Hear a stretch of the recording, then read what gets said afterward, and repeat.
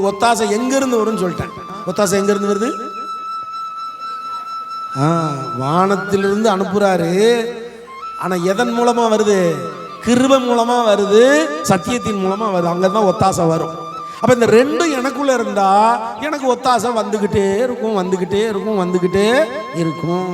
அப்ப இந்த கிருபையை பெற்றுக்கொள்ள நான் வாஞ்சிக்கணும், அந்த சத்தியத்தை பெற்றுக்கொள்ள நான் வாஞ்சிக்கணும். அப்ப டெய்லி நேரம் ஒதுக்கி அவருடைய சமூகத்தில் அமர்ந்து கிருபை தாங்கப்பா, உங்க கிருபை வேண்டுமே, உங்க கிருபை போதுமே.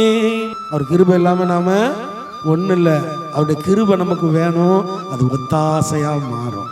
எப்பெல்லாம் ஒத்தாசை பண்ணும்? உலகத்தின் முடிவு பரியந்தம் கடைசி வர அந்த ஒத்தாசை உங்களுக்கு இருந்துகிட்டே இருக்கும்.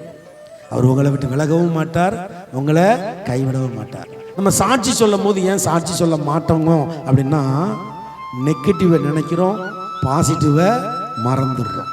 கர்த்தர் செய்த நன்மையை என்ன செஞ்சிடறோம்? மறந்துடுறோம். நமக்கு நடந்த தீமை ஞாபகத்துக்கு வரும்.